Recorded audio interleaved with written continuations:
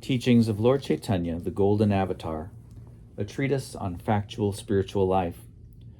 By His Divine Grace, A.C. Bhaktivedanta Swami Prabhupada, founder Acharya of the International Society for Krishna Consciousness.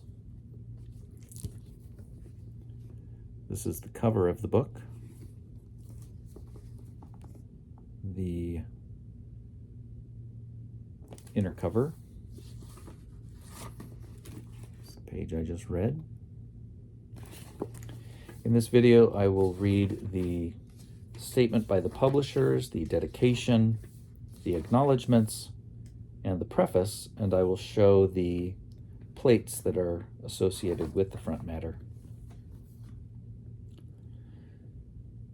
Nama Om Vishnu Padaya Krishna Prishtaya Bhutale Srimate Bhaktivedanta Swami Niti Namine Namaste Saraswati Deve Gauravani Pracharine Nirdvishesha Shunya Badi Paschatya Desha Tarine. We offer our respectful obeisances unto His Divine Grace A.C. Bhaktivedanta Swami Prabhupada, who is very dear to Lord Krishna on this earth, having taken shelter at His lotus feet. Our respectful obeisances are unto you, O spiritual master, servant of Saraswati Goswami. You are kindly preaching the message of Lord Caitanya Dev and delivering the Western countries, which are filled with impersonalism and voidism. We prostrate ourselves at the lotus feet of our beloved spiritual master and offer this treasured book to His divine grace on our bowed heads. We came to Him looking for broken pieces of glass, and He has bestowed upon us a priceless gem. He has opened our eyes, which were blinded by the darkness of atheism, mental speculation, and sense gratification, to the glorious light of Lord Caitanya Mahaprabhu. His transcendental words are seeds which in our hearts have bloomed into the perfection of human life, the discovery that God lives and that we can live with Him. Krishna Consciousness. The publishers. Dedicated to the sacred service of Srila Sachidananda Bhaktivinod Thakur, who initiated the teachings of Lord Caitanya in the Western world, McGill University, Canada, in 1896, the year of my birth. A.C. Bhaktivedanta Swami. Acknowledgements. My thankful acknowledgements are due to Sriman Brahmananda Brahmachari, Mr. Bruce Scharf, Sriman Gargamuni Brahmachari, Mr. Gregory Scharf, and Sriman Satyavrata Brahmachari, Mr. Stanley Moskowitz, for their financial help for this publication, and I beg to thank Sriman Rayaram Brahmachari, Mr. Raymond Murray, Sriman Satsvarup Brahmachari, Mr. Stephen Guarino, and Sriman Madhusudana Brahmachari, Mr. Michael Blumert, for editing and typing the manuscript, and Sriman Gaur Sundara Das Adhikari, Mr. Gary McElroy, and his good wife, Srimati Govindadasi, Mrs. Bonnie McElroy, who are always engaged to see to my personal comforts, and I am so much obliged to them for their drawing all the nice pictures contained in this great publication. All glories to the devotees engaged in the matter of Krishna consciousness. I am sure that Lord Sri Krishna Chaitanya Mahaprabhu will bestow His causeless mercy upon everyone who is engaged in pushing on the cause of Krishna consciousness. A.C.B. Preface. There is no difference between the teachings of Lord Caitanya presented here and the teachings of Lord Krishna in the Bhagavad Gita. The teachings of Lord Caitanya are practical demonstrations of Lord Krishna's teachings. Lord Krishna's ultimate instruction in the Bhagavad Gita is that everyone should surrender unto Him, Lord Krishna. Krishna promises to take immediate charge of such a surrendered soul. The Lord, the Supreme Personality of Godhead, is already in charge of the maintenance of this creation by virtue of His plenary expansion, Kshirodakshai Vishnu. but this maintenance is not direct. However, when the Lord says that he takes charge of his pure devotee, he actually takes direct charge. A pure devotee is a soul who is forever surrendered to the Lord, just as a child is surrendered to his parents or an animal to its master. In the surrendering process, one should 1. Accept things favorable for discharging devotional service. 2. Reject things unfavorable. 3. Firmly believe that the Lord will always protect his devotee. 4. Feel exclusively dependent on the mercy of the Lord. 5. Have no interest separate from the interest of the Lord. And 6. Always feel meek and humble. The Lord demands that one surrender unto him by following these 6 guidelines. But the unintelligent so-called scholars of the world misunderstand these demands and urge the general mass of people to reject them. At the conclusion of the 9th chapter of the Bhagavad Gita, Lord Krishna directly orders, quote, "Always think of me, become my devotee, worship me alone, and offer obeisances unto me alone," unquote. By so doing, the Lord says, one is sure to go to him in his transcendental abode. But the scholarly demons misguide the masses of people by directing them to surrender not to the personality of Godhead, but rather to the impersonal, unmanifested, eternal, unborn truth. The impersonalist Mayavadi philosophers do not accept that the ultimate aspect of the absolute truth is the supreme personality of Godhead.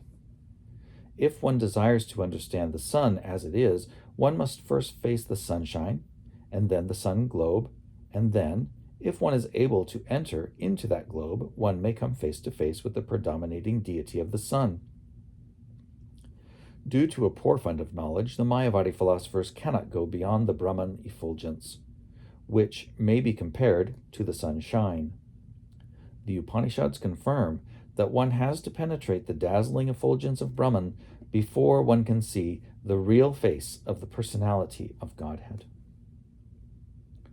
Lord Caitanya therefore taught direct worship of Lord Krishna, who appeared as the foster child of the king of Vraj.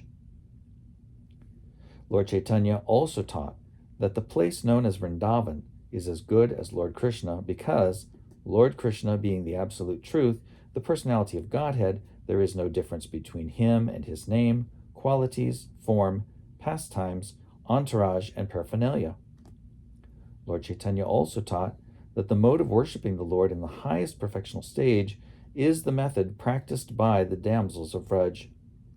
These damsels, gopis or cowherd girls, simply loved Krishna without any motive for material or spiritual gain.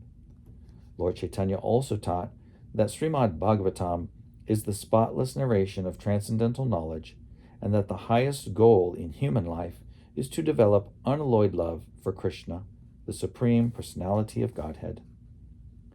Lord Chaitanya's teachings are identical to those given by Lord Kapila, the original propounder of Sankhya Yoga, the Sankhya system of philosophy. This authorized system of yoga teaches meditation on the transcendental form of the Lord. There is no question of meditating on something void or impersonal. When one can meditate on the transcendental form of Lord Vishnu, even without practicing involved sitting postures in a secluded place, such meditation is called perfect samadhi. That this kind of meditation is perfect samadhi is confirmed at the end of the 6th chapter of the Bhagavad Gita, where Lord Krishna says that of all yogis, the greatest is the one who constantly thinks of the Lord within the core of his heart with love and devotion. On the basis of the Sankhya philosophy of Achintya Bheda Bheda Tattva, which maintains that the Supreme Lord is simultaneously one with and different from his creation, Lord Caitanya taught that the most practical way for the mass of people to practice Sankhya Yoga meditation is simply to chant the holy name of the Lord. He taught that the holy name of the Lord is the sound incarnation of the Lord, and that since the Lord is the absolute whole, there is no difference between his holy name and his transcendental form. Thus, By chanting the holy name of the Lord, one can directly associate with the Supreme Lord by sound vibration. As one practices chanting this sound vibration, one passes through 3 stages of development: the offensive stage, the clearing stage, and the transcendental stage. In the offensive stage of chanting, one may desire all kinds of material happiness, but in the second stage, one becomes clear of all material contamination. When one is situated on the transcendental stage, one attains the most coveted position, the stage of loving God. Lord Caitanya taught that this is the highest stage of perfection for human beings. Yoga practice is essentially meant for controlling the senses. The central controlling factor of all the senses is the mind. Therefore, one first has to practice controlling the mind by engaging it in Krishna consciousness. The gross activities of the mind are expressed through the external senses, either for the acquisition of knowledge or for the functioning of the senses in accordance with the will. The subtle activities of the mind are thinking, feeling, and willing, which are carried out according to one's consciousness, either polluted or clear. If one's mind is fixed on Krishna, his name, qualities, form, pastimes, entourage, and paraphernalia, all one's activities, both subtle and gross, become favorable. The Bhagavad Gita's process of purifying consciousness is the process of fixing one's mind on Krishna by talking of his transcendental activities, cleansing his temple, going to his temple, seeing the beautiful transcendental form of the Lord nicely decorated, hearing his transcendental glories, tasting food offered to him, associating with his devotees, smelling the flowers and tulsi leaves offered to him, engaging in activities for the Lord's interest, becoming angry at those who are malicious toward devotees, etc. No one can bring the activities of the mind and senses to a stop, but one can purify these activities through a change in consciousness. This change is indicated in the Bhagavad Gita 2:39, where Krishna tells Arjuna of the knowledge of yoga whereby one can work without fruitive results. Quote, "O son of Pritha, when you act in such knowledge, you can free yourself from the bondage of works." Unquote. A human being is sometimes restricted in sense gratification due to certain circumstances, such as disease, but such proscriptions are for the less intelligent. Without knowing the actual process by which the mind and senses can be controlled, less intelligent men may try to stop the mind and senses by force, but ultimately they give in to them and are carried away by the waves of sense gratification. The 8 principles of Sankhya Yoga, observing the regulative principles, following the rules, practicing the various sitting postures, performing the breathing exercises, withdrawing one's senses from the sense objects, etc., are meant for those who are too much engrossed in the bodily conception of life. The intelligent man, situated in Krishna consciousness, does not try to forcibly stop his senses from acting. Rather, he engages his senses in the service of Krishna. No one can stop a child from playing by leaving him inactive. Rather, one can stop the child from engaging in nonsense by engaging him in superior activities. Similarly, the forceful restraint of sense activities by the 8 principles of yoga is recommended for inferior men. Superior men, being engaged in the superior activities of Krishna consciousness, naturally retire from the inferior activities of material existence. In this way, Lord Caitanya teaches the science of Krishna consciousness. That science is absolute. Dry mental speculators try to restrain themselves from material attachment, but it is generally found that the mind is too strong to be controlled and that it drags them down to sensual activities. A person in Krishna consciousness does not run this risk. One therefore has to engage one's mind and senses in Krishna conscious activities, and Lord Caitanya teaches one how to do this in practice. Before accepting sannyas, the renounced order, Lord Caitanya was known as Vishvambhara. The word Vishvambhara refers to one who maintains the entire universe and who leads all living entities. This very same maintainer and leader appeared as Lord Sri Krishna Caitanya to give humanity these sublime teachings. Lord Caitanya is the ideal teacher of life's prime necessities. He is the most munificent bestower of love of Krishna. He is the complete reservoir of all mercies and good fortune.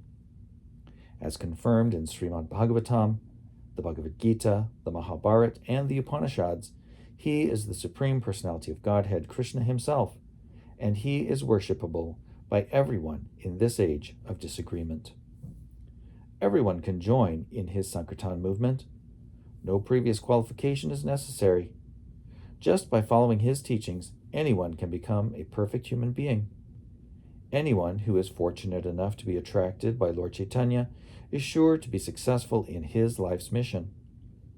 In other words, those who are interested in attaining spiritual existence can easily be released from the clutches of Maya by Lord Chaitanya's grace, now presented in book form as teachings of Lord Caitanya, which is non-different from the Lord. The conditioned soul, engrossed in the material body, increases the pages of history by all kinds of material activities. Teachings of Lord Caitanya can help the members of human society stop such unnecessary and temporary activities and be elevated to the topmost platform of spiritual activities, which begin after liberation from material bondage. Such liberated activities in Krishna consciousness constitute the goal of human perfection. The false prestige one acquires by attempting to dominate material nature is illusory. Illuminating knowledge can be acquired from teachings of Lord Caitanya, and by such knowledge one can advance in spiritual existence. Everyone has to suffer or enjoy the fruits of his activity. No one can check the laws of material nature that govern such things. As long as one is engaged in fruitive activity, one is sure to be baffled in the attempt to attain the ultimate goal of life. I sincerely hope that by understanding teachings of Lord Caitanya, human society will experience a new light of spiritual life, which will open the field of activity for the pure soul. Om Tat Sat, A.C. Bhaktivedanta Swami, 14th of March, 1968, the birthday of Lord Caitanya, Sri Sri Radhakrishna Temple, New York, New York.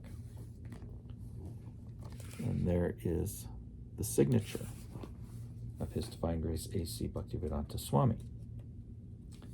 And now I'm going to show the plates associated with the front matter. This is His Divine Grace A.C. Bhaktivedanta Swami Prabhupada, the founder Acharya of ISKCON and greatest exponent of Krishna consciousness in the modern world.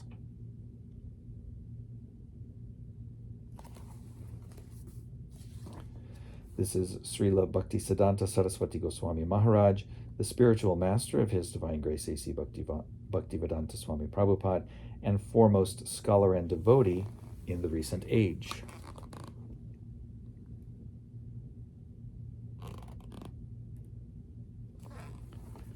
Next is Srila Gaur Kishore Das Babaji Maharaj, the spiritual master of Srila Bhaktisiddhanta Saraswati Goswami, and intimate student of Srila Thakur Bhaktivinod.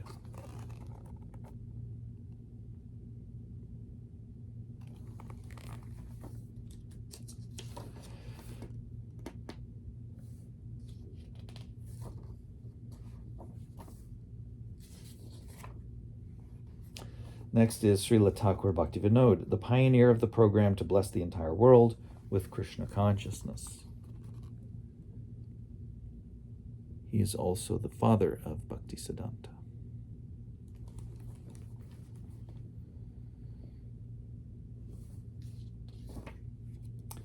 Next is a photo of the birthplace of Sri Krishna Chaitanya Mahaprabhu in Sridham, Mayapur, West Bengal.